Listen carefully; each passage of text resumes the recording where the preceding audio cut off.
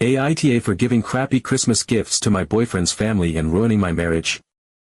I married my soon-to-be ex-husband in 2018, and from the very beginning, his family made it abundantly clear that they did not like me.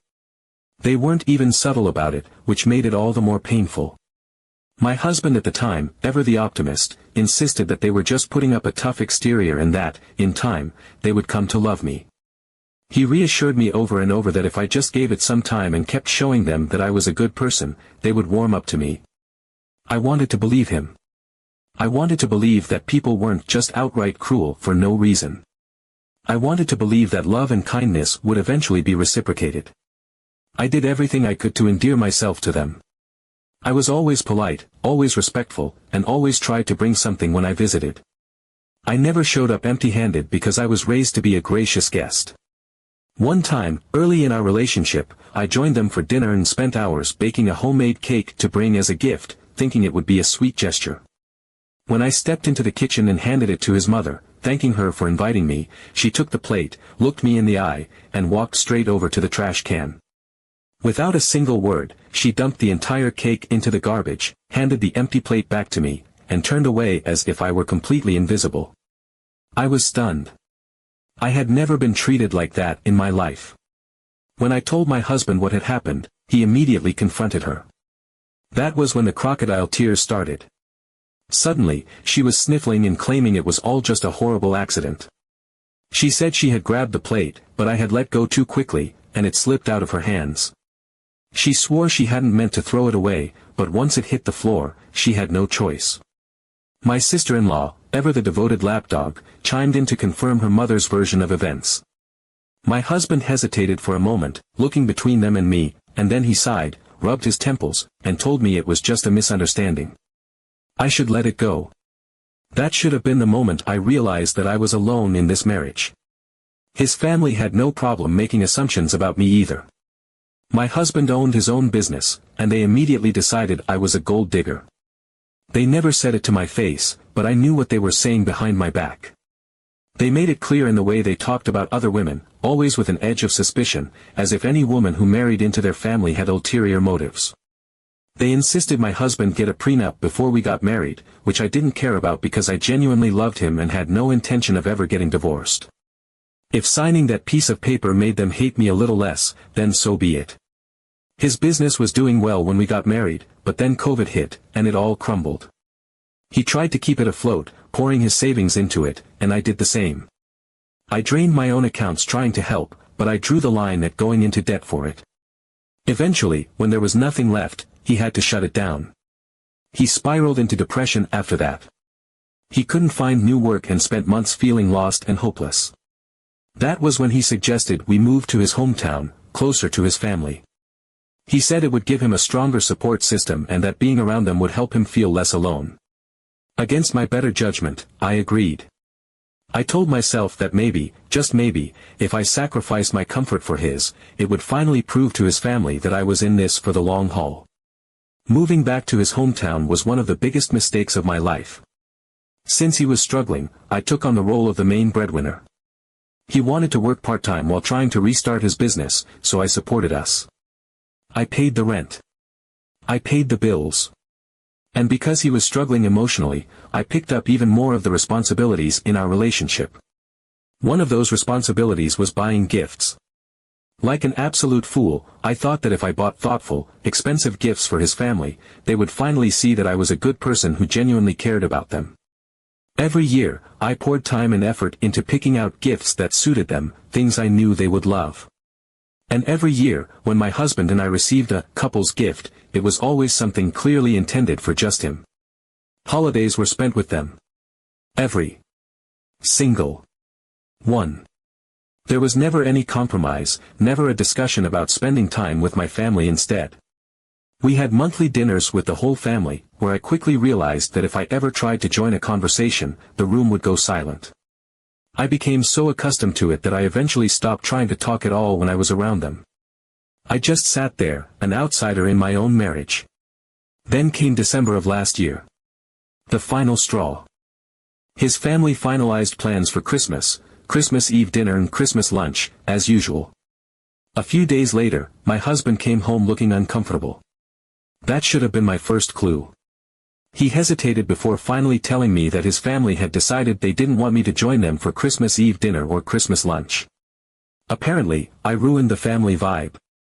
I looked at him, waiting for him to tell me he had refused to go without me. Waiting for him to say that he had stood up for me. Instead, he just looked away and mumbled that he was still going. I was livid. I was heartbroken. And in that moment, I knew my marriage was over. I went into full self-preservation mode. I had already bought their gifts, but I returned every single one of them.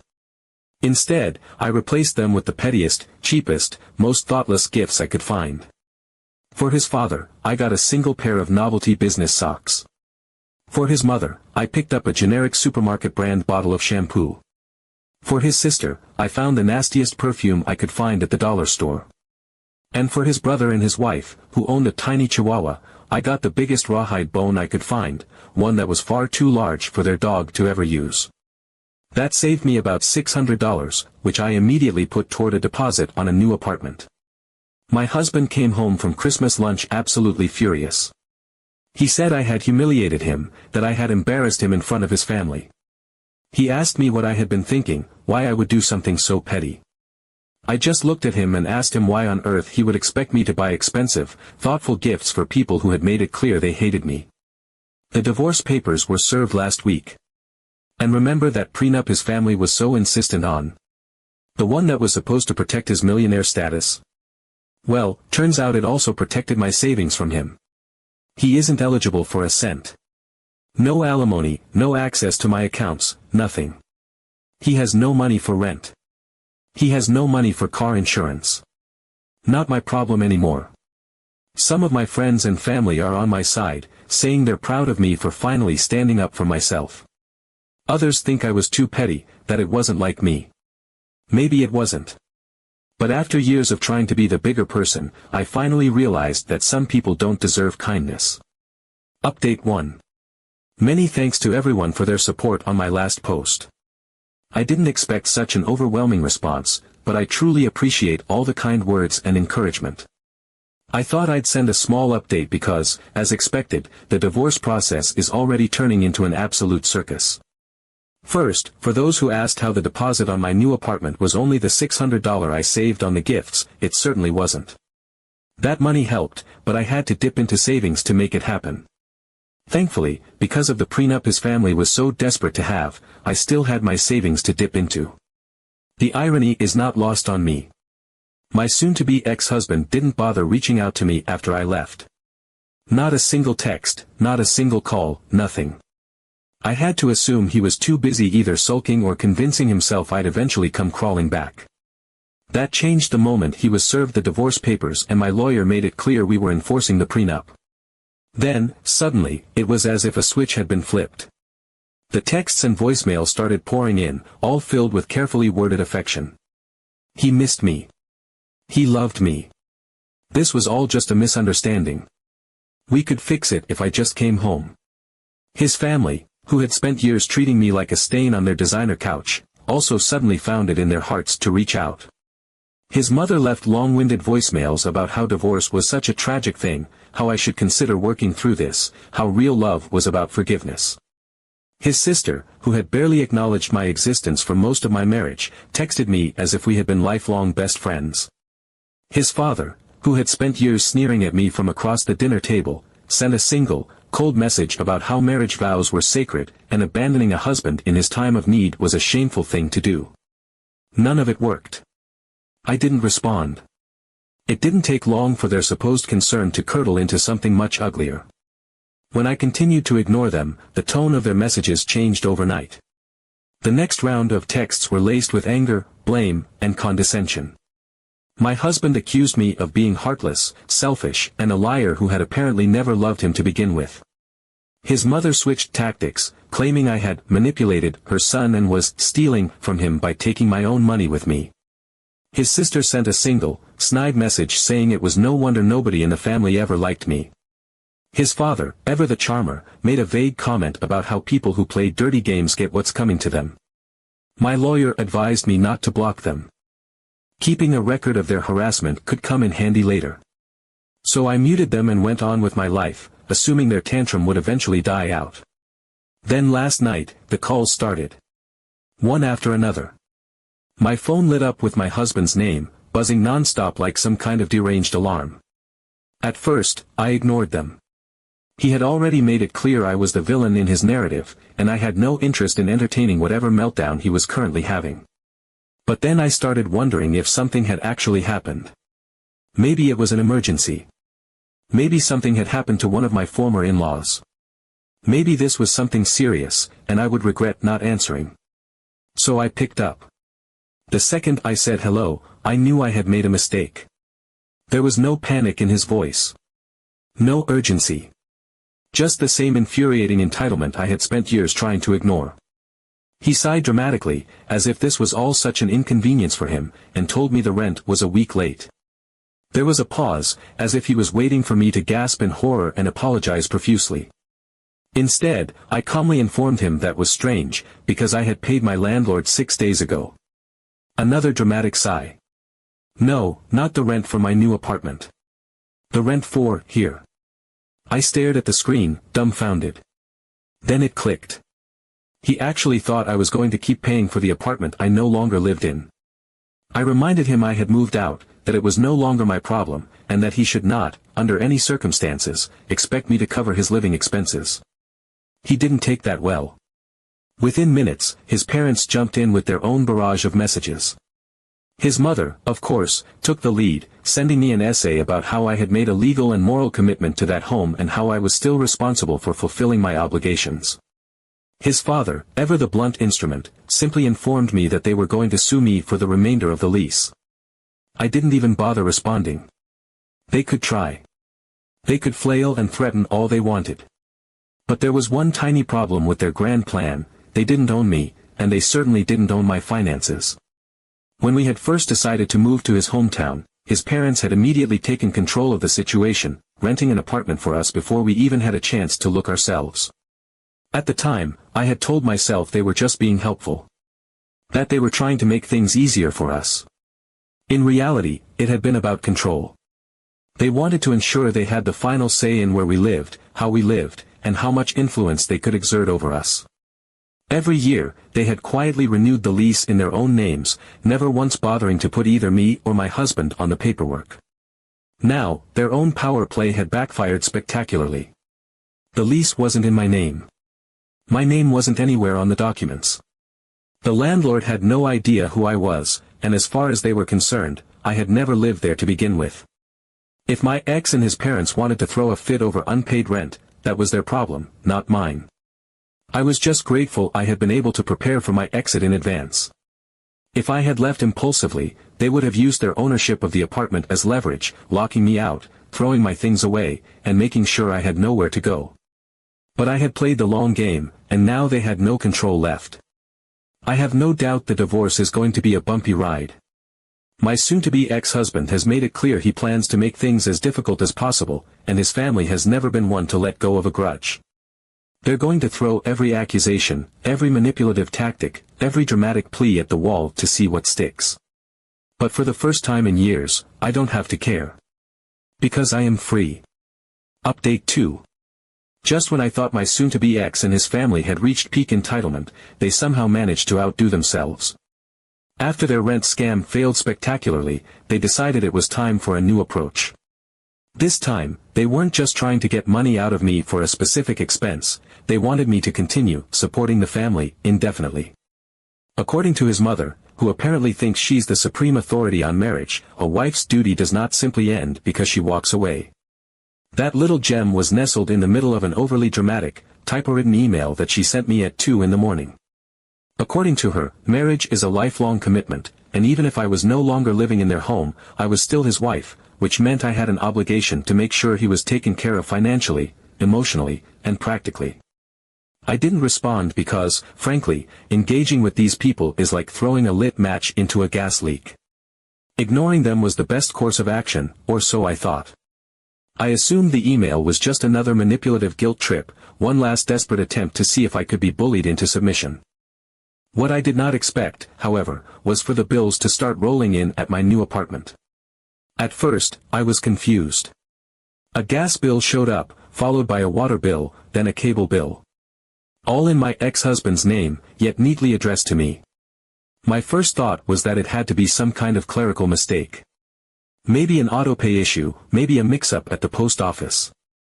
Then the credit card statements arrived. That was when it hit me, this wasn't a mistake. This was deliberate. My ex had taken it upon himself to update all of his billing addresses to mine. He wasn't just hoping I'd pay them out of obligation, he was outright expecting me to. He wasn't even being subtle about it. He had made sure that every single one of his financial responsibilities now had my address attached, as if I would just see the envelopes, sigh, and go back to bankrolling his life like a dutiful little ex-wife. When the payments didn't magically make themselves, his text started. At first, they were polite, reminders, really. Hey, just a heads up, the utilities are due. Then they became more insistent. Not sure if you forgot, but the water bill was due yesterday. Then came the not-so-subtle accusations. I don't understand why you're dragging this out. Just handle your responsibilities. And finally, the full-blown tantrum. Are you seriously this petty? You know I need the internet for work, right? That last one was accompanied by a particularly furious voicemail, in which he ranted about how he had been in the middle of something important when the Wi-Fi cut out. Apparently, it was my fault, because in his mind, I was still responsible for keeping the lights on in a home I no longer lived in. At that point, I had had enough. I forwarded every single bill and statement to my lawyer, who sent his family a beautifully worded cease and desist letter. I also called every company involved and had my address removed from their accounts. That should have been the end of it. But of course, these people don't know how to quit while they're ahead. 2 days later, I got a call from a debt collector. My ex had apparently stopped making payments on his car months ago, and now they were looking to repossess it. The kicker. He had told them that I would be the one handling the payments going forward. The woman on the phone, clearly used to dealing with nonsense like this, sounded almost bored when she asked if I was absolutely sure that I wasn't going to cover the cost. He had assured them that his wife was taking care of it. I laughed, probably louder than I should have, and informed her that my ex was many things, but financially literate was not one of them. That was when the panic truly set in for him. He realized that not only was I not going to pay his bills, but he was rapidly running out of options. His business was dead in the water, he hadn't found a new job, and now he had collectors breathing down his neck.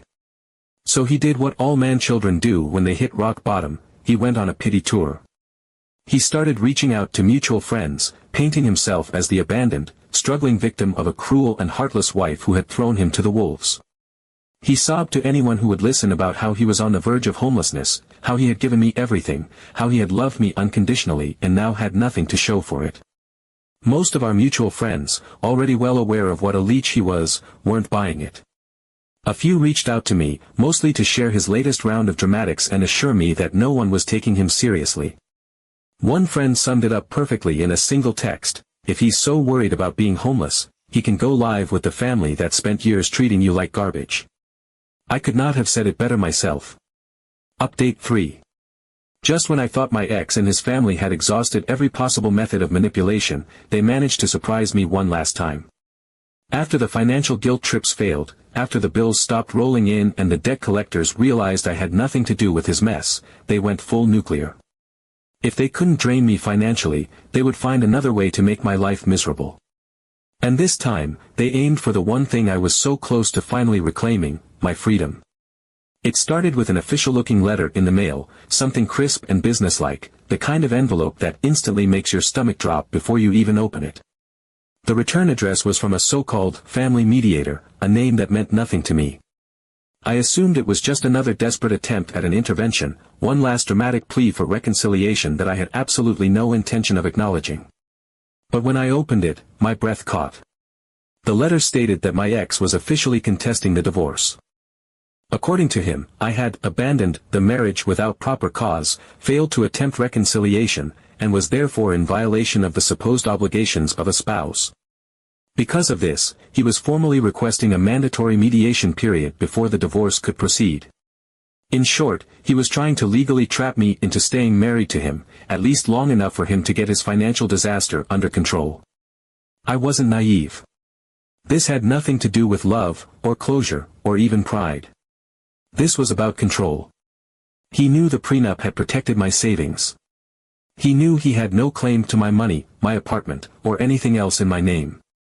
This was a last-ditch effort to force me into staying connected to him for as long as possible, to delay the inevitable, to drag this out in the hopes that I would eventually give up and give in.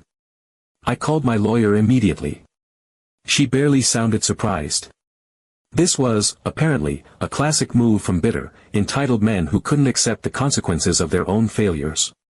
It was a scare tactic, a desperate attempt to make my life so exhausting that I would just cave and agree to his terms. But that was never going to happen. I let my lawyer handle it, but my ex and his family weren't done. They had tried financial sabotage, and now that they were attempting legal roadblocks, they figured they might as well go for a full character assassination too.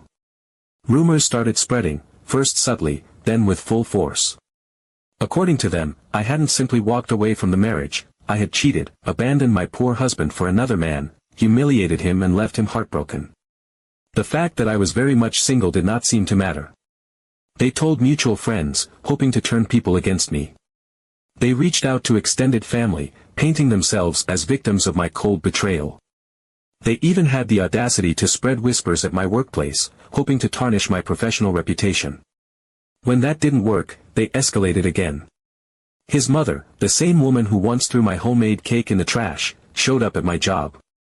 She arrived in full dramatic mourning mode, tears streaking her face, voice trembling with perfectly performed heartbreak. She begged for 5 minutes, just 5 minutes to talk, to plead her case, to tell her side of the story. Security had to escort her out while she sobbed about how I was destroying her family.